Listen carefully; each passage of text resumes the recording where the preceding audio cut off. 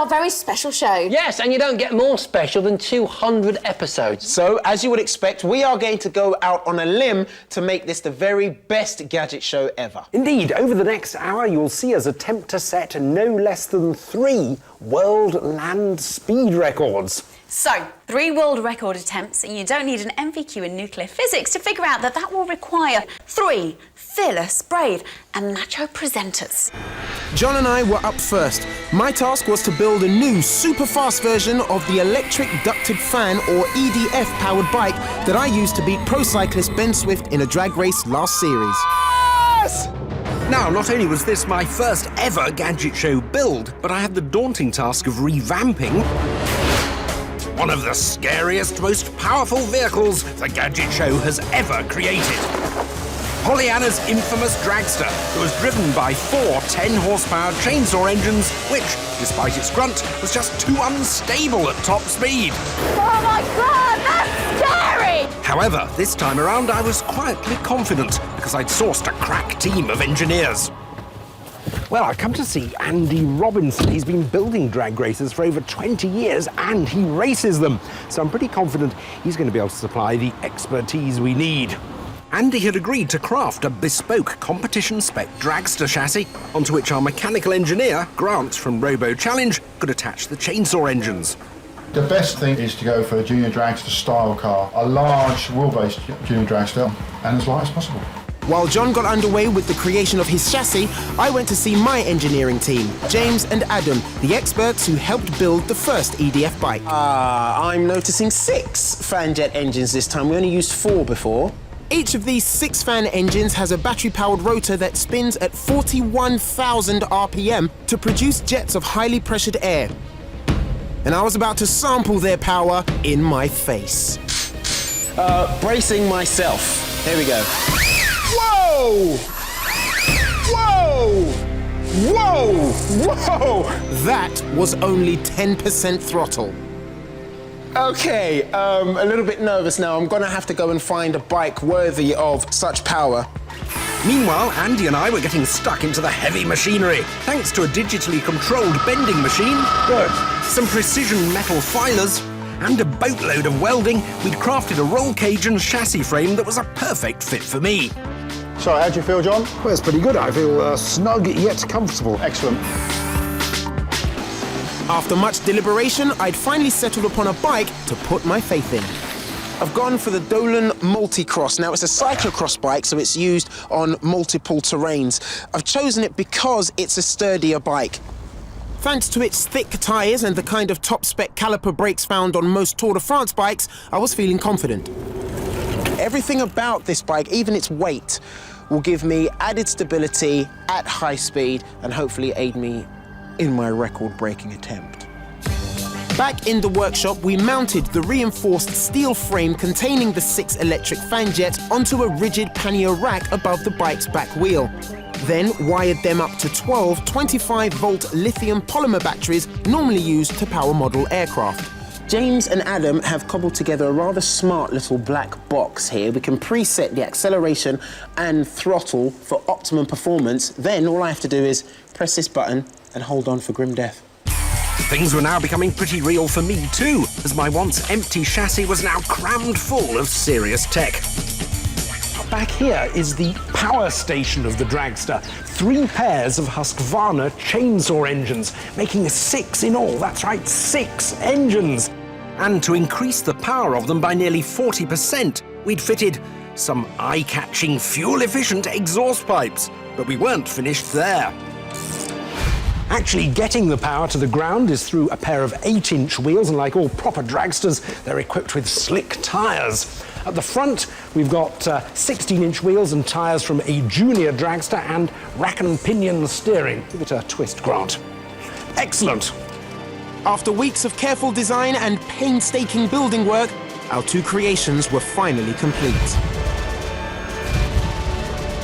With our daunting world record attempts just 2 days away, it was crucial that we got used to our vehicles first. So we headed off to Santa Pod Raceway, home of British drag racing, for a day of test runs.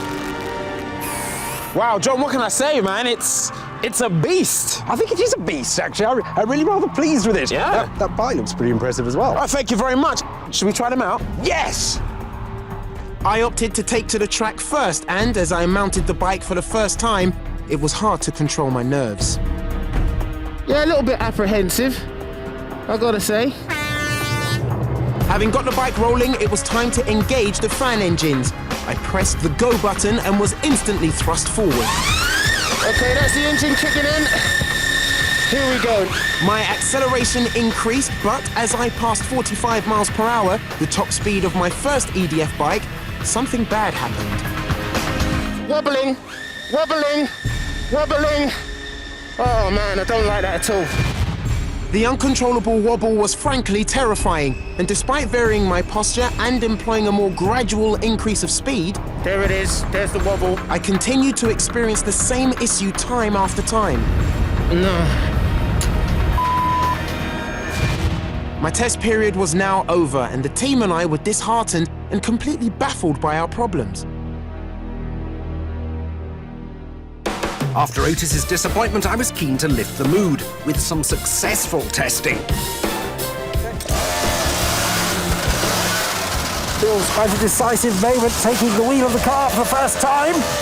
Go, go, go! I quickly opened the throttle, and as I powered through the lower gears, the roar of the engines was like nothing I'd ever experienced. Fantastic! 8 cents of speed. Brilliant! Yes, I think we've done it! But as I approached the quarter-mile line at a speed of 60 miles an hour, something just wasn't right. I couldn't change gear anymore, and I'd lost all engine power. Nick, no, it won't work. It's not in gear. What had started so promisingly had ended in serious frustration. And I've got the ignominy of being towed back. It's pity because it was all going so well. With just 48 hours until the 2 world record attempts, our hopes were hanging by a thread. All we could do was pray that things were salvageable. Wow, that all seemed to go terribly well for both of you. Yes. The bicycle feels, for me, the most terrifying, especially with the speed wobble. Yeah, the speed wobble was only taking place at about 30 miles an hour. But when you think about how exposed you are on such a bike... You're breaking and what bones can if you happen- come off that. Exactly. And the fact is, of course, you're not going to get a world record with 35 miles an hour. No, I'm aware of that, thanks. And John, you're not going to get a world record by being towed back. No. However, you will not believe what happens later on the show, and you won't want to miss it. Next up, me, and a little look back at the dim and distant past of when the Gadget Show first hit our airwaves. Don't worry, I'm not going to get all nostalgic, but I am simply astonished at just how much tech has advanced in 7 short years. In the ever-changing world of tech, the last 7 years have seemed like decades. It's unbelievable how much has changed. 200 programmes. Who would have thought it when we started back in 04? Look, there's me in our first ever show. There are about 100 different camcorders on the market, and Jace making a heads-up display for his own car. Wow, absolutely stunning. Gadgets have evolved at the speed of light since we first hit your TV screens. But just how different is now compared to then? Back in the first series, this was the advice that a rather fresh-faced John Bentley was giving to any potential telly buyers. It's a fact that the best pictures still come from the original glass tube telly. Even cheap plasmas aren't cheap. They start at about £2,000 for this 42-incher. So, if you really must buy a new telly now, get a cheapish conventional one. Good advice. Way back then, John was absolutely right. But today, cathode ray tube tellies have almost disappeared, replaced with much improved plasma LCD and LED screens, which offer 3D and high-definition telly at less than a quarter of 2004 prices. And mobile TV that started out all clunky and ugly is now elegant and beautiful. Another ever-changing gadget over 16 action-packed series has been the camcorder. Back in 2004, we had a few different faces on the presenting team, including Adrian Simpson, who helped me on our first ever camcorders test. OK, Suzi, action! That was me trying to be a Gadget Show movie star, because Good job I didn't give up the day job. But look at what we were recording onto. And the current market leader is Mini DV. Yep, 7 years ago, we were still using tape. Memory cards were just coming onto the market. And another old presenting face, Tom Dunmore, was the first to show us the future of camcorder technology. But the price was truly astonishing. I've brought in this, the Sanyo Exacti. This is a camcorder that uses a memory card instead of a tape. The biggest one you can get is a gigabyte, but it's going to cost another £400. £400 for one measly gig. Now you get change for £1. Digital stills cameras have also made a quantum leap. Prices have come tumbling down as dramatically as picture quality has improved. In 2004, a 3-megapixel compact digital camera would have set you back up to £200. Today, you can get a smaller, sleeker 16-megapixel camera for under £100. And now a decent mobile can capture higher quality stills and video than those ancient cameras. It's pretty much an entire computer shrunk down to fit in your pocket. What sets this one apart from the competition is that the digital camera is 1 megapixel. This is the sort of Uber smartphone. It does have a little pokey thing, as all good smartphones should have. Yes, we had phones that used sticks. They're terribly quaint. Not all the changes in phone tech have been welcome, though. In 2004, video calling was supposed to be the next big thing. Personally, I find the idea of being on the show during a phone call rather disconcerting. He was right. And despite innovations like Apple's FaceTime, video calling still hasn't really taken off. Today, the latest touchscreen smartphones seem light years ahead of those models that we thought were revolutionary. The LG Optimus 3D can not only operate without a toothpick, but it can also shoot videos, take pictures and play games, all in 3D. It's so easy to forget just how much things have changed. The latest plasma is likely to cost you at least £3 or £4 grand. Now that's worth tweeting. Something else I couldn't do back in the day. In fact, social networking has changed the world since 2004, the year that Facebook was launched. Over the life of the Gadget Show, it has grown to include more than 1/10 of the world's population. And other life changes have also appeared in our lifetime. YouTube was launched in 2005, and the social networking site at the moment, Twitter, arrived in 2006. We're living in a tech age where innovation and development seem to happen every day.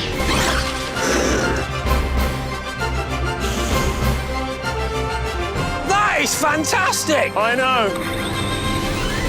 Wow, Interesting what a stuff. journey. It's incredible to see it all sketched out there, isn't it? It is. What's also interesting is the prices of things, like the TVs that you were talking about. And that memory. Tom Dunmore was that? with A few hundred quid, Yeah. wasn't it? For a gig. It's absolutely extraordinary. I remember in Series 1, 2004, I did a piece introducing to most people for the first time Wi-Fi. Isn't that bizarre? Exactly. It's just 7 years ago, and now they're so intertwined in our lives, we couldn't live without them, could we? And in fact, there is one other thing that a true Gadget viewer cannot live without. Ah, yes. That will be Gadget Show Live, our live technology exhibition. It's back! Yes, we can exclusively announce here and now the dates for next year's Gadget Show Live. Yeah, Easter 2012. How futuristic does that year sound?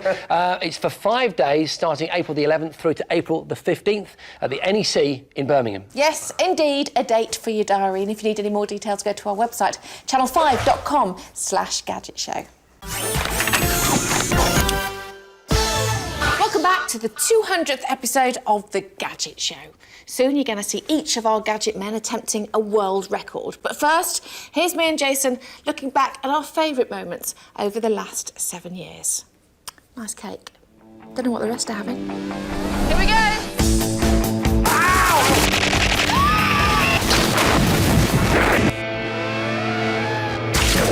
The last 200 episodes of The Gadget Show have seen us rigorously test every single gadget, look at that, that's probably ever been invented. Yeah! That was your move! Come on! In audacious challenges all around the world, on land, in the air, and on and under the water. But what were our best moments? You okay, Joe? Don't. Oh! All right. Well, first up, we asked Pollyanna. Are you swimming? You are, love. One of my favourite moments was when I was a passenger in a dragster travelling at an eye-popping 106 miles an hour.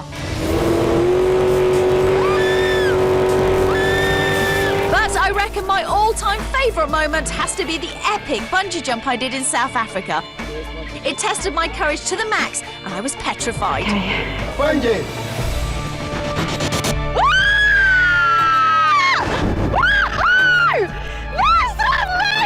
But it was definitely worth it. Come in! Let's have it! I too have had stupid amounts of fun since joining the show. Including the time I was forced to endure the pure terror of a tech-filled haunted house. Yeah, really memorable. For all the wrong reasons, you understand. But my standout moment definitely has to be the simulator challenge. Ooh, things are happening. In which I learned to fly an actual plane. Woo! Woo, I'm taking off! This is me taking off! Who'd have thought that when I joined the show, I'd end up well on the way to being a fully qualified pilot? Oh my God! I just landed a plane! I've had the pleasure of testing some amazing gadgets in the last 7 years. Excellent. But I've also thoroughly enjoyed being joined by some great celebrities in the process. Claridges! Including Jamie Cullum, Jean-Christophe Novelli, and of course my absolute hero, Mr. Brian Blessed. Back in the early days, I got to test all sorts of crazy transport, including the pumper bike. Bounce, bounce, bounce. Strangely, none of them have really caught on. I can't think why. Oh, God!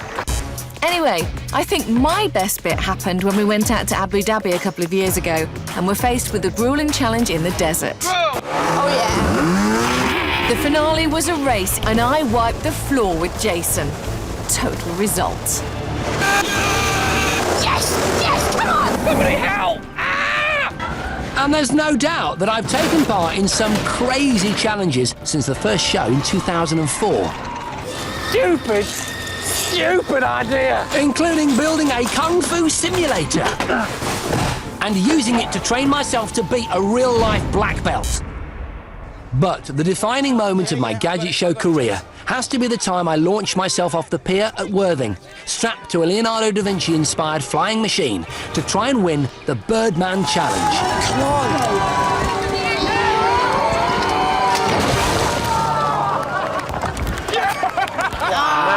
Amazing memories. Yeah, nightmares. Some of them. Some of the fear involved in those challenges. We need another 200 shows of that stuff. No, you're right. That's for sure. Bring it on. Now, earlier on, we saw John and Ortis each embark on a challenge of epic proportions to celebrate our 200th show.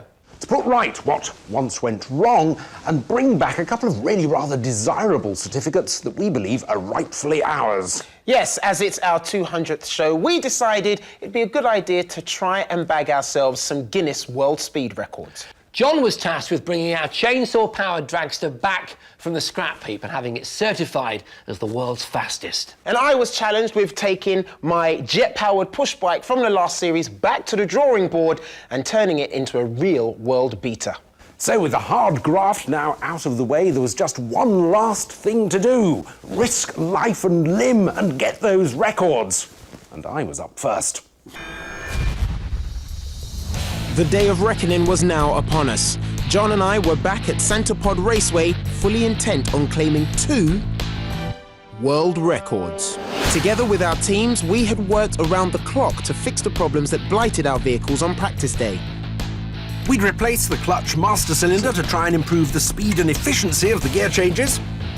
While in an attempt to stop my mysterious wobble, we'd stiffened up the bike's front steering and added aerodynamic fins to reduce any wind drag. So, John and Team Bentley, how are you feeling? Well, I'm very excited, but at the same time I'm also very nervous because it is, after all, the biggest challenge of my Gadget Show career. How about you? What we're doing is attempting to set new world records. The speeds we're talking about on these vehicles are ridiculous. Yes, I won't be able to resist making a few calls if we manage to do it, which we will.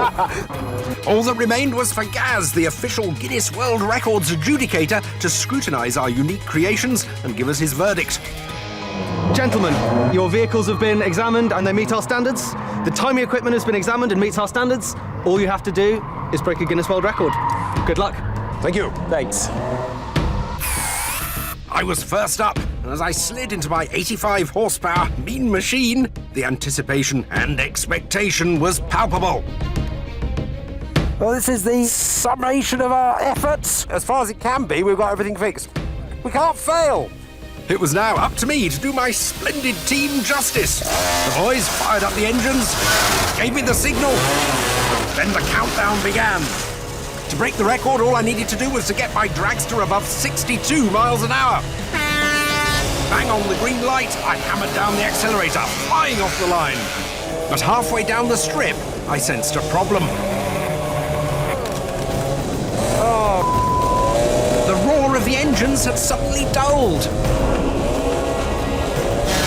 And I crossed the line at a speed of 60 miles an hour, an agonizing 2 miles an hour short of the coveted world record.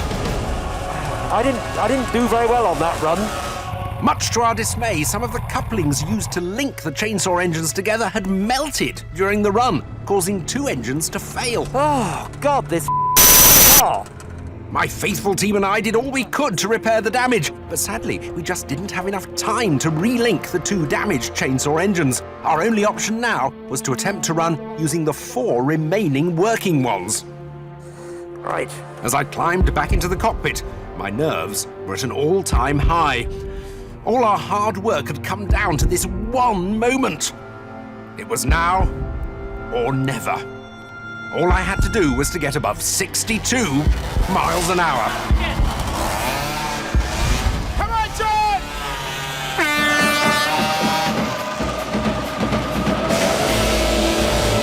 To the relief of everyone, I shot off the line without any problems. But could I produce the faultless drive required to secure a world record? This is the one. This is the one. And that's first gear. Second. As I powered through the gears, I could feel my speed steadily increasing. Third. We're making good progress. And before I knew it, I flew through the timing gates with my foot to the floor. That's certainly top speed. I can't get any quicker. I knew it was a fast run, but had I achieved the 62 miles an hour speed I required to enter the record books? Yes, I had, with a splendid top speed of 72.74 miles an hour. All our hard work really had finally paid off. Fascinating. Excellent. Thank you. Well, thank you very much. Hey! Well done, John. Great work. Well, thank you. I'm absolutely delighted. Congratulations, John. How much fun was it? It's fun, but very frustrating. You know, lots of technical difficulties. I think we just about managed to overcome them, though. Oh, you did. You did really brilliantly. Next up, it's the speed wobbling Ortis Dealey. Thanks for that. On his jet bike. Having seen John enter the record books, I was now more determined than ever to do the same. But as I rolled up to the start line, my mind was racing with thoughts of the wobble I'd experienced during practice day. Oh, man, I don't like that at all. And the enormity of what I was about to attempt. I'm nervous, but I'm here. This was the big moment. Like John, I too had to get above 62 miles per hour to be a record breaker. Without hesitation, I began pedaling to get the bike rolling. Then it was time to engage my 6 electric ducted fan engines. Okay, that's a good burst of speed there. I took off like a shot, and as I hunched down over the handlebars, my speed was intensifying. Okay, so far so good. And then it happened again. Already I've got the wobble. Already this bike is wobbling, man. Wobbling, wobbling. My team and I just couldn't put our finger on the problem. It was really bad going up that way. We all knew the bike was perfectly set up, plus we knew the wind wasn't the issue as it wobbled whichever direction I cycled in. There's nothing I feel I can do to stop it. Then, a brainwave. From this point, and for a quarter mile behind me, the surface of the strip is very sticky. If I take it a few meters to where the glue starts to fade, say about here, and for another quarter of a mile in front of me, it's a normal road surface. It's from that point to here where I will attempt to set a new world record. It was only a stab in the dark. You can do it. You can do it. But amazingly, initial test runs seemed to support my theory. Okay, well done. However, because I'd changed my cycling direction, a brand new timing system quickly had to be rigged up. But soon everything was in place, and suddenly my big moment had arrived again. Seriously, man, I don't think my heart has ever beat this fast before. To set a Guinness World Record, I had to clock a speed of 62 miles per hour, a worrying 17 miles per hour faster than I'd ever gone before. Here goes. I made a positive start, and within seconds I was ready to trigger the fan engines. I held down my finger and rapidly my speed began to increase. To my delight, there was no sign of any wobble, which encouraged me to keep on the accelerator. The rush of the wind and the roar of the fans was amazing. Come on, Oak. Come on. You can do it. You can do it. You can do it. And as I powered through the new timing gates, I was convinced I'd done well. I pray to every god available that the measuring equipment worked. If it didn't work, I'm going to jail, because I'm going to kill somebody. I swear to God. Luckily, the timing system had worked, but had I exceeded 62 miles per hour and bagged another Gadget Show world record? Yes! 72 miles per hour! I'm a record breaker! I can't believe it! 72 miles per hour on a push bike! Yeah! Thank you. You know what? I really didn't think I'd be able to do it. Do you know what was really funny though when you said I'm praying to all the available gods, as if some of them were on the phone or something? No, someone answered. It just feels so bizarre. Otis Dealey, world record. Oh, yeah! Get used to it, But this is our 200th show, and we set out to get 3 world records. We've got 2 of them, but you do not want to miss Jason as he reattempts the most dangerous, ridiculous, yet awesome world record that's ever been attempted on this show. Welcome back to the Gadget Show, the 200th edition of the Gadget Show. Yeah, and during the programme, we've been revisiting stunts from earlier shows to try and bag ourselves a few world records, you know, like a little bit of anniversary treat. Yeah. Indeed, and so far, Otis and John have delivered the goods with supersonic performances on the world's fastest power tool racer and the world's fastest electric jet-powered bicycle. Oh, yeah. So, for our last world record attempt, well, we could have gone for something easy, couldn't we? Yeah. You know, like an RC car jump or the world's fastest scale-electric model. Yeah. Instead, though, we went for the one where when I tried it first time, I almost killed myself. This is Bentwaters in Suffolk, and it's familiar territory because about 6 months ago, I was walking down this exact stretch of tarmac. This is Bentwaters Parks in Suffolk, discussing a challenge that was, quite frankly, mental. Because the Gadget Show had decided I should have a go at breaking the jet luge world speed record. If you're not familiar with a jet luge, then imagine something like an ironing board with some small wheels underneath it and a big rocket on the back. And then think about an idiot lying on it, travelling at up to 113 miles per hour. Because that's the speed I was going to have to travel in order to break the world record. We knew the difficulty of the task we faced, so gathered together a world-class team to help design and manufacture an all-new carbon composite luge. What emerged was truly stunning. And to make sure it went as fast as it looked, we bolted on not 1, but 2 small but incredibly powerful jet engines. Everything went to plan until the luge actually had to move. Because at speeds of barely 70 miles an hour, the luge began to weave uncontrollably. Yeah, that lateral movement is quite scary. However, we only had 1 day to make the record attempt, and with the hopes of so many people resting on my shoulders, I gritted my teeth and went for it. The main event, people, what it's all about. And it was a decision that proved nearly disastrous, because as I closed in on the record, the luge hooked violently left. I'm losing traction laterally. With no brakes, other than the soles of my feet, I was little more than a passenger.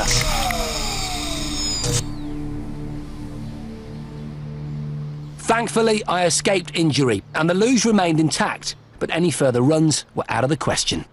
Which brings us to today, and some unfinished business. Yep, that's right. I'm going for it again. I was sure that if the straight line stability problem could be solved, then the record would be mine. But I couldn't do this alone. Cue David Aykroyd. the Gadget Show's resident engineering genius. If anyone could find a solution, it was him. Having studied our film footage, he was pretty clear where the problem lay.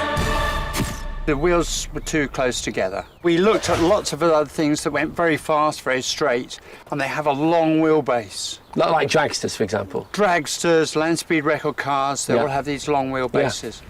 So we thought we'd make yours much longer. Let's take a look then. Well, listen, the wheels were here. We put a plate there, we've extended them, put them 35 centimetres further back. It'll make you go in a straight line much better.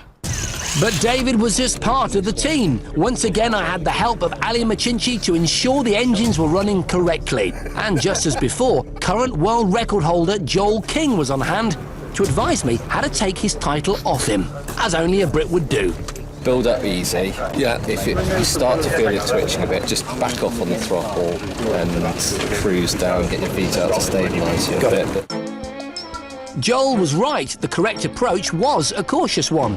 On the other hand, every run I performed was another potential accident or mechanical failure waiting to happen. And then there was me. Quite frankly, I was bricking it. I could bail, honestly, the way I feel. That crash from the last time we tried it really damaged my confidence, you know? And I make no bones about it, I've been having sleepless nights about this. Fact is, at that moment, I just wanted this challenge to be over. So as I got on the luge for the first time since my crash, I made the bold, perhaps reckless decision to abandon my warm-up runs and go straight for the record. Well, this is it. I'm really scared, but there's a lot of people put a huge amount of effort into this and I've got to do it for them, so here I go. As I started off, I could immediately tell the luge was much more stable than before, so I kept the throttle open. In fact, I accelerated so quickly, I momentarily outran our supercar tracking vehicle, 190 miles per hour Porsche Panamera Turbo. Within seconds, I passed through the timing gates and braked to a halt. Stop! But I had no idea how close I'd come to the existing record of 112.7 miles per hour. I returned to the Guinness World Records adjudicator, Gaz Deeves, to find out. 112.86. Seriously? Absolutely. I'd done it! By barely 1/10 of 1 mile per hour. I could barely comprehend the news that I'd gone faster on a jet luge than anyone before. But my work wasn't over, because under the rules, I needed to complete a second run within an hour of the first. It would be the average speed over both runs that would determine if I was the new jet luge champ. If you do exactly the same again, or a little bit faster, you've broken the record.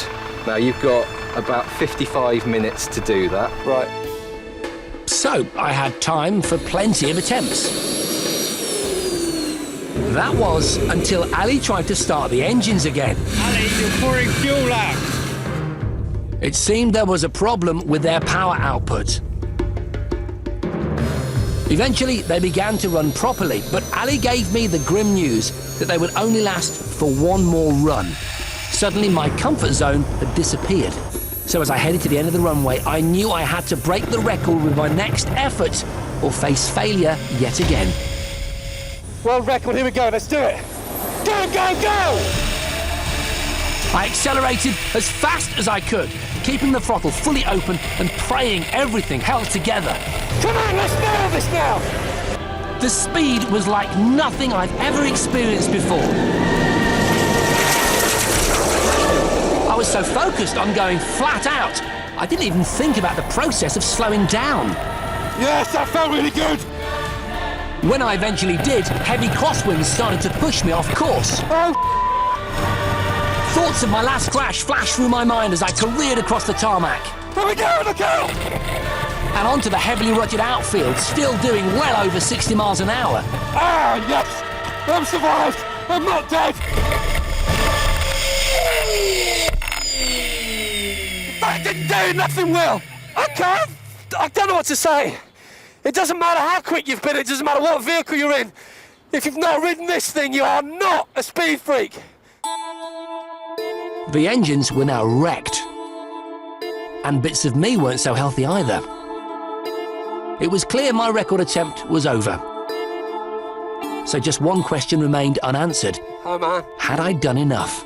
Hi. Your first run was 1.982 seconds for 112 miles per hour. Yeah.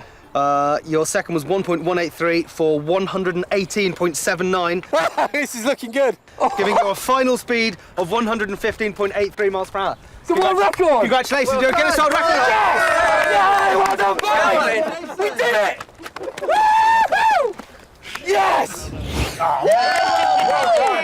Thanks, guys. Oh, do you know, is it just me or does it look like a coffin? It's extraordinary that you actually did it, because I actually saw him a few hours later and you were still shaking, weren't you? Full of it, you know, really excited. Yeah. I mean, 115 miles an hour on that. You even imagine. You know what it does mean, though? It means you've got yourself another world record, which means we've got 1, 2, 3 in our 200th show. That's amazing. And over 200 shows, we've got an amass of 9 world records. I think we need to round that off, Suzi. Yeah, let's celebrate. What a way to celebrate. I tell you what, See you next time. Over a bit of cake, we'll discuss your next world record, all right? Yeah. See you guys, see you next time.